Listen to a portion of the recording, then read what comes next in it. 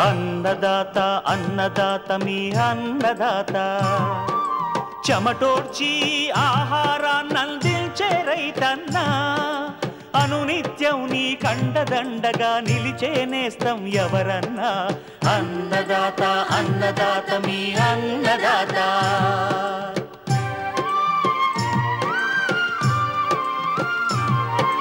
నూతన రీతుల సాగుబడికి నూరింతలు పెరిగే దిగుబడికి సూచనలిచ్చే సస్య రక్షణకు పశు పోషణకి శాస్త్ర విజ్ఞానం అందించి ముందుకు నడిపే తెలుగు రైతు భారతదేశానికి మకుటం అయ్యేలా తీర్చిదిద్దే ఆశయంతో మిమ్ము మేలు కొలిపేది అన్నదాత అన్నదాత అన్నదాత మీ అన్నదాత అన్నదాత అన్నదాత మీ అన్నదాత.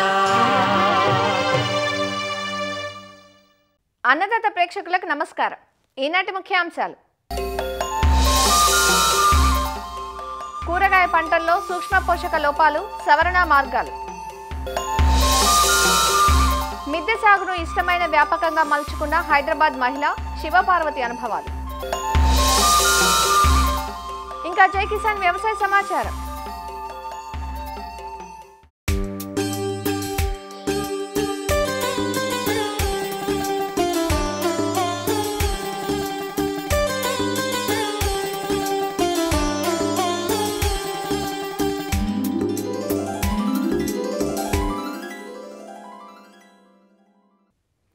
వ్యవసాయంలో అధిక దిగుబడులే లక్ష్యంగా సాగుతున్న నేటి సేద్య విధానంలో ఎరువుల వాడకం కీలక పాత్రను పోషిస్తుంది. ఇటీవలి కాలంలో కూరగాయ పంటల్లో పలు సూక్ష్మధాతు లోపాలు బయటపడటం చూస్తున్నాం. సేంద్రియ ఎరువులను విస్మరించి రసాయన ఎరువులను అధికంగా వాడటమే ఇందుకు ప్రధాన కారణంగా కనిపిస్తోంది. పంటల్లో మొక్కల ఎదుగుదలకు ప్రధాన పోషకాలైన నత్రజని, భాస్వరం, పొటాష్ ఎరువులతో పాటు సూక్ష్మ పోషకాలైన జింక్, బోరాన్, ఇనుము, మాలిబ్డినం, మెగ్నీషియం, సల్ఫర్ వంటి మూలకాలు కూడా అవసరమే. ప్రధాన పోషకాలు మొక్కలకు ఉపయోగపడాలంటే వీటి పాత్ర కీలకం. కాబట్టి పంటల్లో నాణ్యమైన దిగుబడులు సాధించాలంటే ఎప్పటికప్పుడు సూక్ష్మ పోషక లోపాలను గమనించుకొని సవరించుకోవాలంటూ వివరాలు తెలియజేస్తున్నారు వైఎస్ఆర్ ఉద్యాన విశ్వవిద్యాలయం పార్వతీపురం ఉద్యాన కళాశాల అసిస్టెంట్ ప్రొఫెసర్ డాక్టర్ ప్రసాద్. కూరగాయ పంటల్లోని ప్రధాన పోషకాలైనటువంటి నత్రజని, భాస్వరం, వీటితో పాటు సూక్ష్మ పోషకాలైన బోరాన్, కాల్షియం, ఐరన్, జింక్ చాలా ప్రాముఖ్యత కలిగినవి. ఇవి కాయల యొక్క నాణ్యత పెంచడానికి, మొక్క ఎదుగుదలకు, అదేవిధంగా కాయ నాణ్యత పెరగడం వల్ల మంచి మార్కెట్ విలువ కూడా ఉండే విధంగా అవుతాయి. ముఖ్యంగా ఈ సూక్ష్మ పోషకాల్లోని బోరాన్, ఈ బోరాన్ ధాతు లోపం వలన టమాటాలో అయితే పగుళ్ళు ఏర్పడతాయి. ఈ క్యారెట్ వీటిల్లో అయితే వేర్ల పైన పగుళ్ళు వచ్చి ఈ క్యారెట్ పగిలిపోయే విధంగా కనిపిస్తుంటుంది. ఈ ధాతు లోపం నివారణకు బోరాక్స్ 8 నుంచి 10 కేజీలు ఆఖరి దుక్కిలో వేసి సరిగ్గా కలిగే విధంగా దున్నుకోవాలి. దీంతోపాటు 0.5 to 1% బోరాన్ టమాటోలో అయితే పువ్వు ఏర్పడే దశలోని, కాయ అభివృద్ధి దశలోని, క్యారెట్ పంటల్లోని వేరు అభివృద్ధి చెందే దశలోని స్ప్రే చేయడం వలన ఈ బోరాన్ ధాతు యొక్క లోపాన్ని నివారించవచ్చు. దీంతోపాటు రెండవ ముఖ్యమైనది ఏంటంటే కాల్షియం. ఈ కాల్షియం ధాతు లోపం వలన టమాటో వీటిల్లోని కాయ చివరి భాగంలో మచ్చలు ఏర్పడతాయి. దీన్ని బ్లాజమ్ అండ్ రాట్ అంటాం. దీంతోపాటు ఈ క్యాప్సికంలో కూడా ఈ కాల్షియం ధాతు లోపం వలన ఈ బ్లాజమ్ అండ్ రాట్ వచ్చే అవకాశం ఉంటుంది. దీనిని నివారణ కొరకు కాల్షియం నైట్రేట్ 50 నుంచి 100 కేజీలు ఒక ఎకరానికి దుక్కులో వేసి దున్నుకోవాలి. అదేవిధంగా జిప్సం, కాల్షియం సల్ఫేట్ అంటారు. దీన్ని 100 నుంచి 200 కేజీలు ఒక ఎకరానికి వేసుకొని కూడా దున్నొచ్చు. దీంతోపాటు కాల్షియంని స్ప్రే ద్వారా కూడా స్ప్రే చేయొచ్చు. దీన్ని కాల్షియం ఈడిటిఏ చిలేట్స్ రూపంలో 1% నుంచి 2% వరకు మొక్కలపై 2 సార్లు పిచికారీ చేయడం వల్ల ఈ కాల్షియం ధాతు లోపాన్ని నివారించవచ్చు. మూడవది ఈ జింక్ లోపము కూరగాయ మొక్కల్లోని ఈ ఆకుకూరలను ఎక్కువగా కనిపిస్తుంది. అదేవిధంగా ఆకులు చిన్న చిన్నగా మారడం వల్ల దీన్ని రోజెట్టి ఎపిరెన్స్ అంటారు. ఆకులు సరిగ్గా అభివృద్ధి చెందవు. ధాతు లోపాన్ని నివారించడానికి జింక్ సల్ఫేట్ను 10 నుంచి 15 కేజీలు ఒక ఎకరానికి వేసుకొని దున్నుకోవాలి. లేదా జింక్ ఈడిటిఏ చిలేట్స్ అనేవి ఉంటాయి. అవి 0.5 నుంచి 1% వరకు మొక్కలపై పిచికారీ చేసుకోవాలి. దీంతోపాటు ఐరన్ అనేది కూడా ఒక ముఖ్యమైన సూక్ష్మధాతుకం. ఆకుకూరల్లోని ఎక్కువగా ఈ ధాతు లోపం అనేది కనిపిస్తుంది. ఇవి పాలిపోయినట్టుండి పసుపు రంగులో మారే అవకాశం ఉంటుంది. కాబట్టి దీని నివారణ కొరకు ఐరన్ సల్ఫేట్ 10 నుంచి 20 కేజీలు ఒక ఎకరానికి దుక్కులో వేసుకొని దున్నుకోవాలి. ఫోలియర్ స్ప్రే అనేది ఈడిటిఏ చిలేట్స్ అనే మనకి మార్కెట్లో దొరుకుతుంటాయి. అవి 0.5 నుంచి 1% కూడా మొక్కలపై పిచికారీ చేయడం వల్ల ఈ ఐరన్ ధాతు లోపాన్ని నివారించవచ్చు. ఈ విధంగా సమగ్ర యాజమాన్య పద్ధతుల్లో, పోషక యాజమాన్య పద్ధతుల్లో ప్రధాన పోషకాలతో పాటు సూక్ష్మ పోషకాలు కూడా మొక్కలకు అందించి రైతులు మంచి దిగుబడిని పొందుతారని ఆశిస్తున్నాం.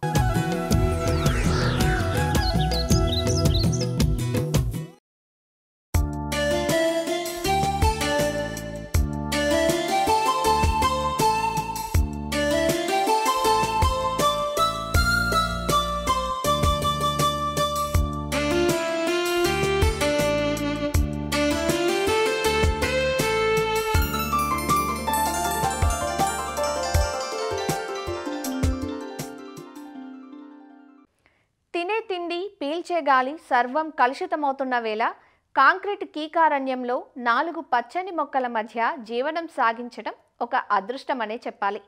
సొంతంగా తన కుటుంబం కోసం కూరగాయలు పండించుకుంటూ, అందం కోసం పూల మొక్కలు, ఆరోగ్య ప్రయోజనాలు కలిగిన కొన్ని విభిన్న రకాల మొక్కలతో మిద్దె సాగును మొదలుపెట్టి ఇష్టమైన వ్యాపకంగా మలుచుకున్నారు ఆ గృహిణి. భాగ్యనగరం శివార్లలో తన ఇంటిని పచ్చని మొక్కలకు నిలయంగా, నందనవనంగా మార్చుకొని ప్రకృతి మధ్యలో నివసిస్తున్న అనుభూతిని సొంతం చేసుకుంటున్నారు. మిద్దె సాగులో ఆ మహిళ అనుభవాలను మనము తెలుసుకుందాం రండి.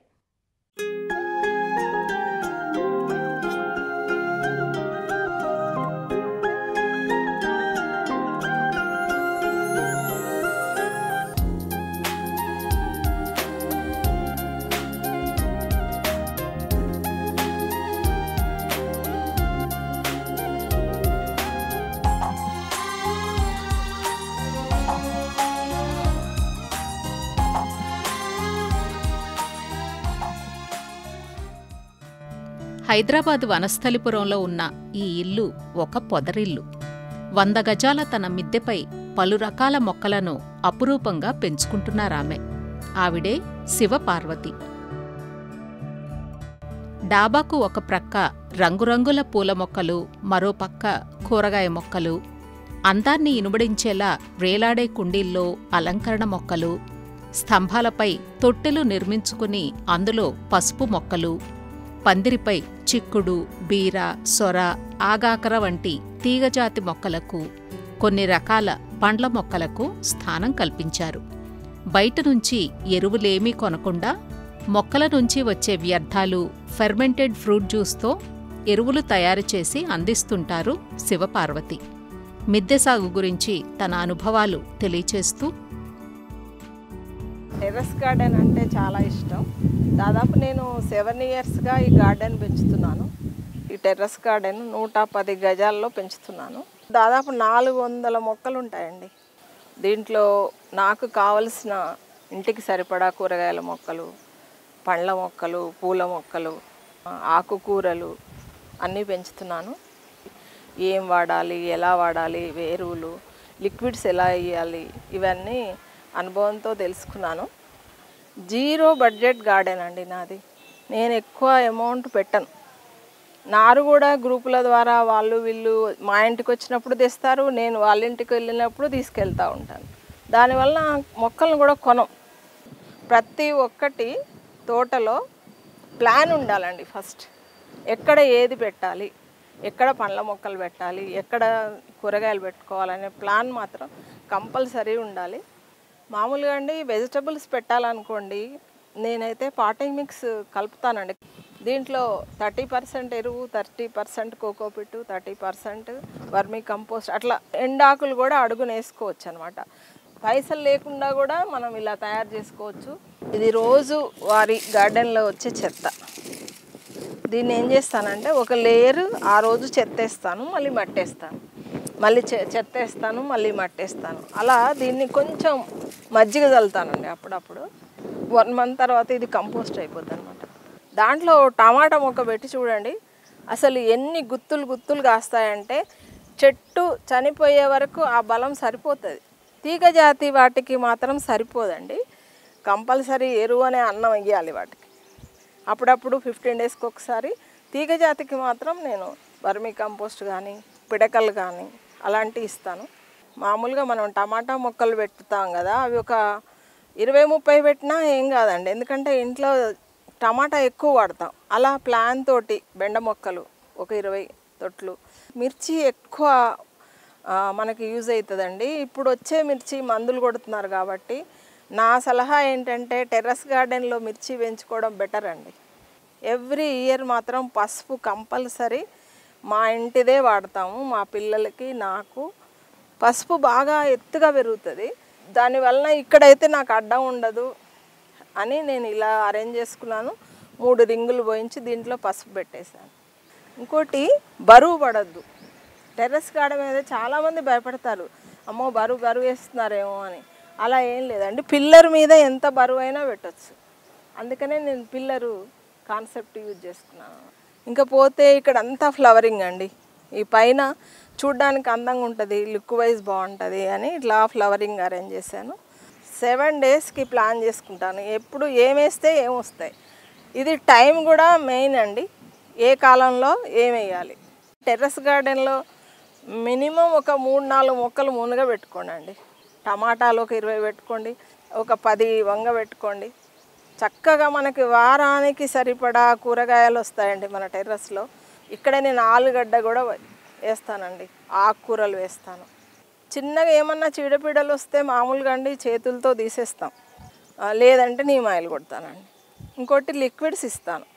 ఫస్ట్ స్టార్టింగ్లో కంపోస్ట్ ఇది కలుపుకొని మొత్తం పెట్టుకున్న తర్వాత 15 డేస్కి ఒకసారి కంపల్సరీ లిక్విడ్ ఇస్తానండి. అది అరటిపండు జ్యూస్ కావచ్చు, పుల్లటి మజ్జిగ కావచ్చు, మన ఇంట్లో వచ్చే వెజిటబుల్స్ ఇది కావచ్చు, ఏదైనా సరే ఒక లిక్విడ్ మాత్రం 15 డేస్కి ఒకసారి ఇస్తాను. 200 లీటర్స్ డ్రమ్ ఉంది నా దగ్గర. మామూలుగా పండిన అరటి పండ్లు మార్కెట్లో మనకి వేస్టేజ్ ఉంటాయండి, వాళ్ళు మనం కొంచెం అమౌంట్ ఇస్తే ఇచ్చేస్తారు. వాటిని తెచ్చి నేను బెల్లం వేసేసి బాగా కలిపేసి స్టోర్ చేసుకుంటాను. ఇది అరటిపండు తొక్కలతో చేసిన లిక్విడ్ అండి. దీంట్లో ఈ రాగి ఎందుకు వేసానంటే మనకి కాపర్ అవసరం మొక్కలకి.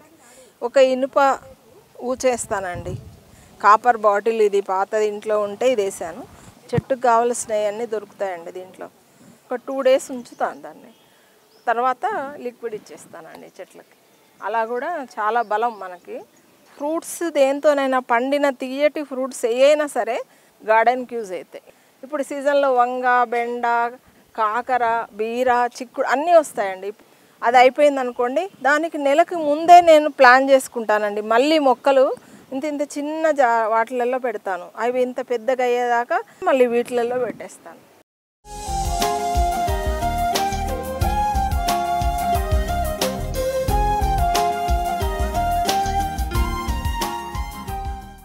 ఇక్కడ చూడండి, మనం ఏదో సామెత అంటారు, కథకు కాదు ఏది అనర్హం అని.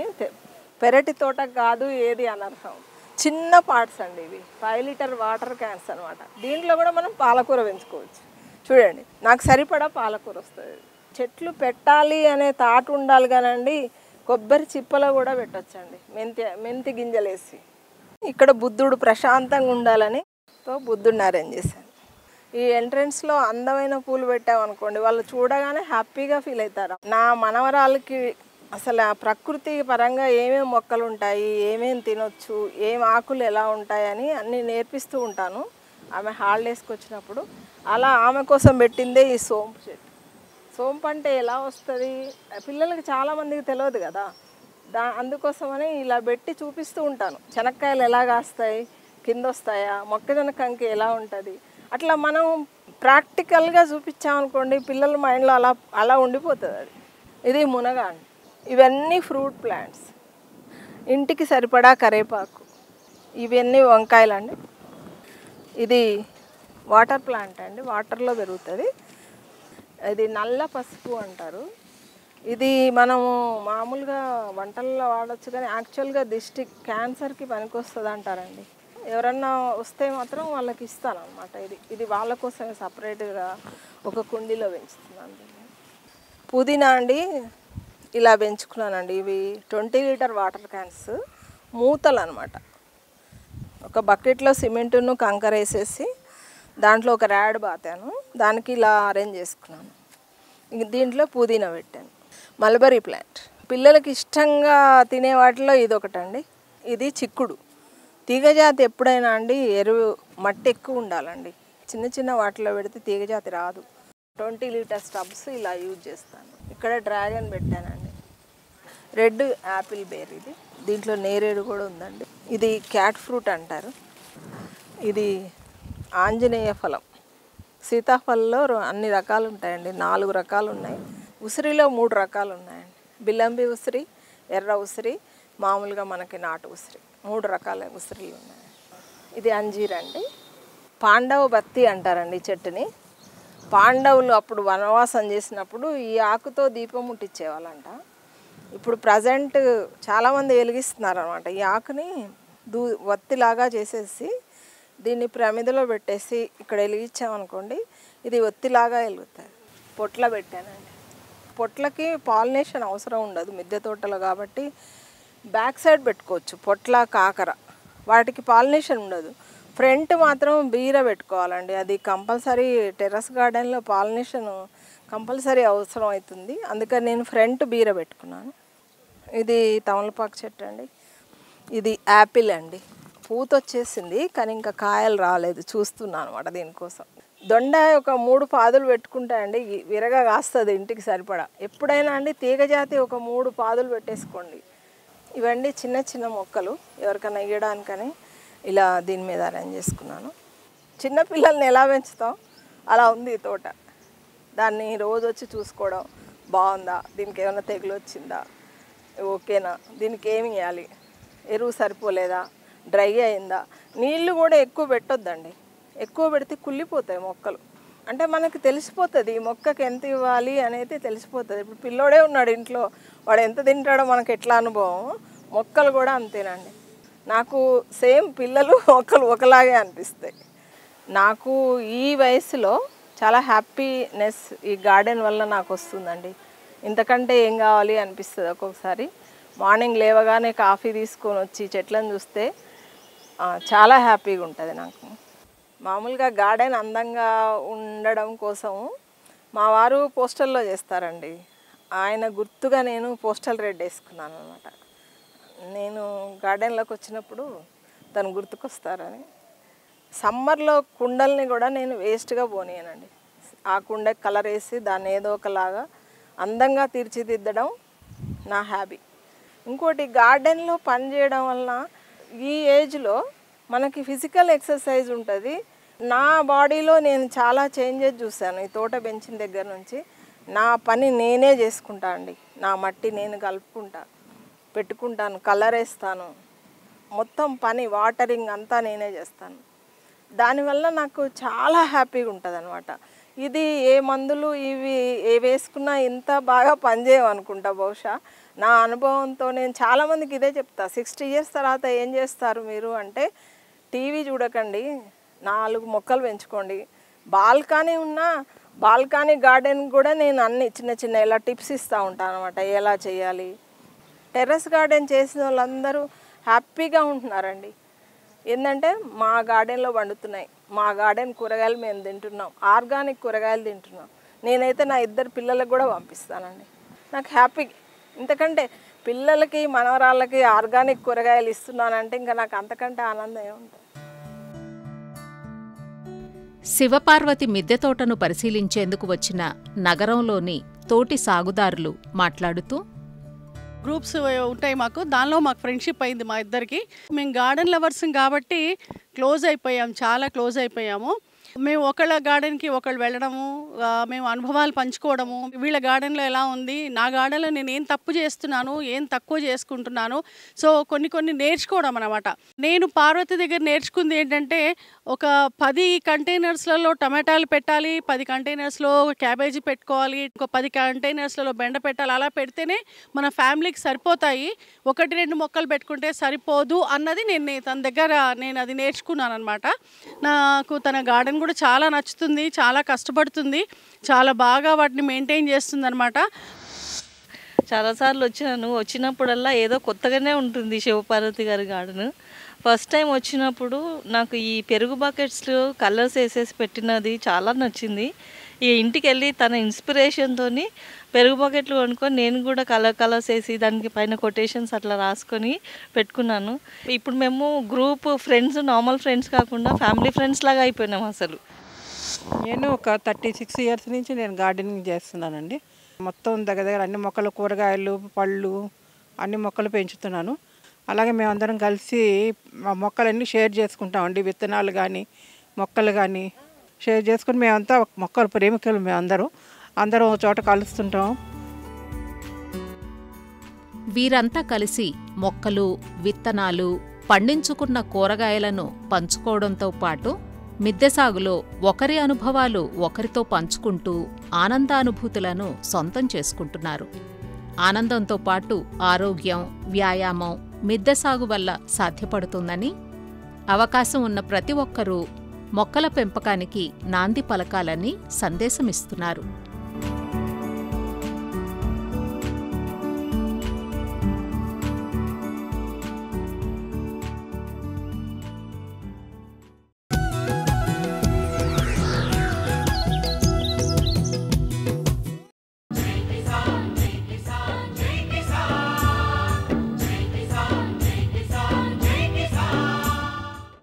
వ్యవసాయ సమాచారం ఇప్పుడు జై కిసాన్లో చూద్దాం.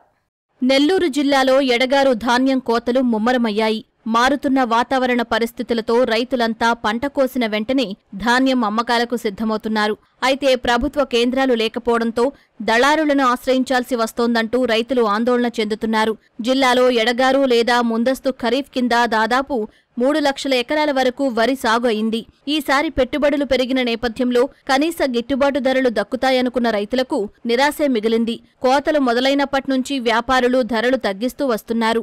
ప్రభుత్వ మద్దతు ధర ఏ గ్రేడ్ రకం 850 కిలోల పుట్టికి 19,720 రూపాయలు ప్రకటిస్తే దళారులు మాత్రం 16,000 రూపాయల లోపే కొనుగోలు చేస్తున్నారంటూ రైతులు ఆందోళన చెందుతున్నారు. ధర వచ్చి 16,000 రూపాయలు కొనుగోలు చేస్తున్నారు. గతంలో వచ్చేసి 18,700 ఉంది. ఈ కేఎం 36, 16-36 ఎకరాకు వచ్చేసి 38,000 అవుతుంది ఖర్చు. 2 పుట్టుగా 3 పుట్టులా పండుతున్నాయి. పోయిన తేడా 18,700 కొన్నారు. ఈ తడవ వాళ్ళు పెట్టలేదు. వీళ్ళు మిల్లర్లు వచ్చేసి 16,000కి 16,200 అడుగుంటున్నారు. మా పైనుంచి మాకేం ఆర్డర్స్ లేవు, మేము కొనుగోలు చేసి లేని చెప్పారు. అయ్యా పోతే పోయినసారి మీద ఈసారికి రేటు తక్కువ ఉంది, పెట్టుబడులు ఎక్కువైనాయి, వడ్ల రేటు తక్కువైంది. గతంలో 18-20 దాకా ఉండింది, ఇప్పుడు తగ్గిపోయింది. ఇప్పుడు 17-16.5. గతంలో కొనుగోలు కేంద్రాలు ఉండబట్టి గిట్టుబాటు ధర బాగానే ఉంది. ఈసారి లేదు కాబట్టి అందువల్ల బయట ఉంది. జిల్లాలో ఇప్పటికే 40% ధాన్యం కోతలు పూర్తి చేశారు. అయితే ప్రభుత్వ కేంద్రాలు లేని కారణంగా రైతులు కళ్ళాల్లోనే ధాన్యాన్ని విక్రయిస్తున్నారు. గత ఏడాది పుట్టికి దాదాపు 20,000 వరకు ధర వచ్చిందని, ఈసారి మాత్రం 16,000 వరకే అడుగుతున్నారంటూ రైతులు వాపోతున్నారు. గతంలో కన్నా ఇప్పుడు చాలా అధ్వాన పరిస్థితిగా ఉంది. గిట్టుబాటు దగ్గర లేదు. పోయిన దూరం ఒక 20,000 అట్లా అమ్మినాయి. ఇప్పుడు 17,500, 16,500 బయట మార్కెట్ తీసుకుంటున్నారు. ఖర్చులు ప్రతి ఏటా పెరుగుతున్నాయి, గిట్టుబాటు ధర లేదు. ఈ మధ్య వర్షానికి రేట్లు ఉన్నాయి, మళ్ళీ వర్షాలు పడిన తర్వాత రేట్లు తగ్గించేశారు. రేట్లు చూస్తే తక్కువగానే ఉన్నాయి. గవర్నమెంట్ కూడా తీసుకోవటం లేదు. గతంలో 18,000 ఉండేది, ఇప్పుడు చూస్తే 16,000 అట్లా చెప్తా ఉన్నారు. ఖర్చులు బేవత్సంగా అవుతాయంటే గిట్టుబాటు ఏం కావటంలా. ఈ వర్షాల వల్ల ట్రాక్టర్లు కైలలో పోవటం లేదు. మిషన్కి వచ్చి 2,500 పడుతుంది గంటకి ఎకరా కోసే మిషన్ ఇప్పుడు 2 గంటలు 3 గంటలు కూడా పడుతుంది సార్ ఎకరాకి. పిండి కట్టలు నారాతలు ఎన్ని గిట్టుబాటు చూస్తే ఎకరాకి 5-10,000 మిగిలే కష్టంగా ఉంటుంది ఇప్పుడు ఈ సీజన్ బట్టి. పోయినసారి గవర్నమెంట్ గెలిచాము, ఈసారి గవర్నమెంట్ కూడా ఎవరు రాలేదు. 30,000 రూపాయలు పెట్టుబడి అవుతుంది. 15,000కి 16,000కి 13,500కి ఎడుతున్నారు. ధాన్యం కొలవటం లేదు, కొనుగోలు కందాలు లేవు. పెడతా అన్నారు, పెట్టలా. ప్రభుత్వ ధాన్యం కొనుగోలు కేంద్రాలు లేకపోవడంతో తీవ్రంగా నష్టపోతున్నామని రైతులు వాపోతున్నారు. ఎడగారు సీజన్లోనూ ధాన్యం దిగుబడులు అధికంగా వస్తున్నందున ప్రభుత్వం కొనుగోలు కేంద్రాలు ఏర్పాటు చేసి ధాన్యాన్ని సేకరించాలంటూ రైతులు కోరుతున్నారు. మరిన్ని విభిన్న అంశాలతో రేపటి అన్నదాతలో మళ్ళీ కలుసుకుందాం. నమస్కారం. అన్నదాతలు తమ సందేహాలు సమస్యలను 1800-425-4085 టోల్ ఫ్రీ నెంబర్లో ఉదయం 10 గంటల నుంచి 11 గంటల మధ్య పని దినాలలో సంప్రదించగలరు. ఈ కార్యక్రమాన్ని యూట్యూబ్లో www.youtube.com/annadaata ETV లింక్ ద్వారా వీక్షించవచ్చు.